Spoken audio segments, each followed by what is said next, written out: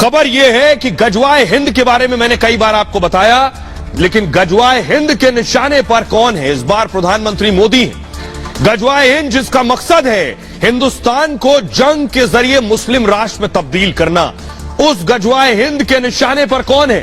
PM Modi हैं। कैसे, आखिर क्या साजिश है? सोर्सेस से जानकारी मिल रही है, कैसे आतंकियों ने बताया है साजिश का हिस्सा है कि भारत के वजीर को 2024 में सीरिया तक लेकर जाना है। अब मैं आपको बताने जा रहा हूं सूत्रों के हवाले से जो खबर मिली है और जो खुलासा हुआ है वो डरा देने वाला, वो हिला देने वाला है कि प्रधानमंत्री नरेंद्र मोदी के लिए कैसे वजीर शब्द का इस्तेमाल किया गया और क्या कुछ खुलासे में है। देखिए जरा, 2024 की बड़ी साजिश कुछ ऐसा है। प्रधानमंत्री नरेंद्र मोदी को आप देख रहे हैं, उनकी गाड़ी में बैठे प्रधानमंत्री मोदी, लेकिन आतंकियों के टारगेट पर।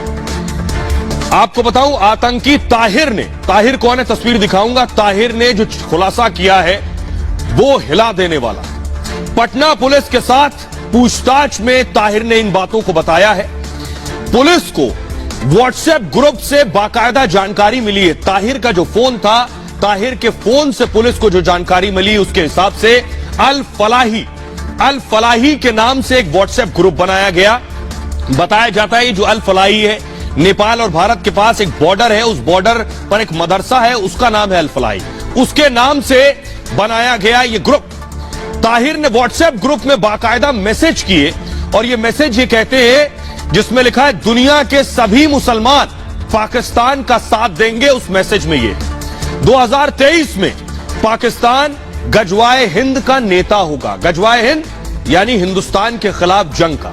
हिंद के वजीर, ये बहुत इंपॉर्टेंट लाइन है जो उस व्हाट्सएप में लिखी है, हिंद के वजीर से को बांधकर, लिखा है हिंद के वजीर को जंजीर से बांधकर सीरिया ले जाएंगे। अब आप समझिए, हिंद का वजीर यानी हिंदुस्तान का प्रधानमंत्री, वजीर मतलब पीएम, तो हिंदुस्तान का पीएम 2024 में कौन, और उसे बांधकर जंजीर से सीरिया ले जाएंगे। ये बातें इस व्हाट्सएप ग्रुप में हो रही है। हिंद के वजीर को सीरिया में सजा देंगे, यह लिखा है इस व्हाट्सएप ग्रुप में। कैसे?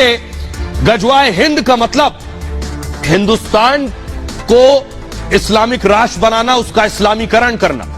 गजवाए हिंद वाली साजिश को पाकिस्तान से समर्थन हासिल है। बाकायदा हिंदुस्तान के इस्लामीकरण के लिए बाकायदा फंडिंग होती है इस गजवाए हिंद में। लेकिन आइए अब उस शख्स की तस्वीर में आपको दिखाने जा रहा हूं, ताहिर, जिसे पटना पुलिस ने पिछले दिनों गिरफ्तार किया। पूछताछ में ताहिर के मोबाइल से व्हाट्सएप मैसेज के जरिए यह खुलासा हुआ है। यह देखिए, यह है ताहिर, इससे पूछताछ हुई। इसके व्हाट्सएप मोबाइल अल फलाही के नाम से जो ग्रुप था उसमें बाकायदा यह लिखा है कि हिंद के वजीर को बांधकर सीरिया ले जाएंगे। और क्या कुछ खुलासा हुआ है बताऊं। इसके मोबाइल के जरिए, इससे पूछताछ के जरिए जो चीजें निकल कर आई हैं वो बेहद खतरनाक है। ये बताता है कि कितनी घातक साजिश भारत के खिलाफ रची जा रही है और भारत के लोकप्रिय प्रधानमंत्री के खिलाफ ये साजिश रची जा रही है। ये आप देख रहे हैं। दरअसल ताहिर को आप देख रहे हैं। ताहिर पाकिस्तान में फैजान और जैन से बात करता था, फैजान और जैन से। पटना पुलिस की पूछताछ में यह खुलासा हुआ है बाकायदा सोर्सेस के जरिए। अब देखिए जरा उस ग्रुप में क्या क्या था। मारखोर नाम का एक व्हाट्सएप ग्रुप बनाया गया, इसका नाम था मारखोर पाकिस्तान में राष्ट्रीय पशु का नाम है और उसके नाम से यह ग्रुप बनाया गया था। मारखोर ग्रुप में आईएसआई से जुड़े पाकिस्तानी जासूस भी इस ग्रुप का हिस्सा है। सोचिए, मारखोर ग्रुप के जरिए जिहाद के लिए बाकायदा प्रेरित किया जाता था। लोन वुल्फ अटैक के लिए लोगों को तैयार करते थे कि लोगों को गजवाए हिंद की विचारधारा से जोड़ने की कोशिश की जाती थी। हथियार चलाने का बाकायदा प्रशिक्षण दिया जाता था और 2023 तक हिंदुस्तान में गजवाए हिंद का सपना पूरा करने की तैयारी थी। और 1 मार्च 2024 को खिलाफत आंदोलन होगा। मैं आगे आपको बताऊंगा ये खिलाफत आंदोलन क्या है। दुनिया के सभी मुसलमान एक खलीफा, एक नेता के अधीन होंगे। ये इस बड़ी साजिश का हिस्सा है। आइए, सिर्फ अकेले सिर्फ ताहिर नहीं है, एक और दूसरा चेहरा है जो बिहार से ही गिरफ्तार किया गया। पीएफआई का लीडर, पीएफआई से कनेक्शन था, वो भी कुछ इसी तरह की साजिश कर रहा था। यह है ताहिर के अलावा यह है अतर परवेज। अतर परवेज है। अतर परवेज ने भी चौंकाने वाले खुलासे किए हैं।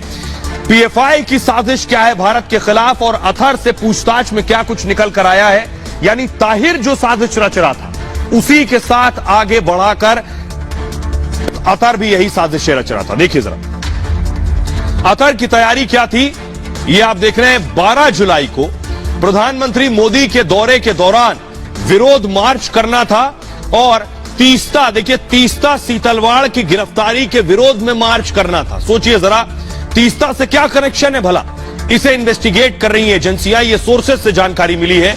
पीएफआई के निर्देश पर प्रधानमंत्री के कार्यक्रम में गड़बड़ी पैदा करने की साजिश थी। इसमें महिलाओं को मार्शल आर्ट की ट्रेनिंग दी गई थी बाकायदा और महिलाओं को मिर्च पाउडर रखने के लिए बोला गया था।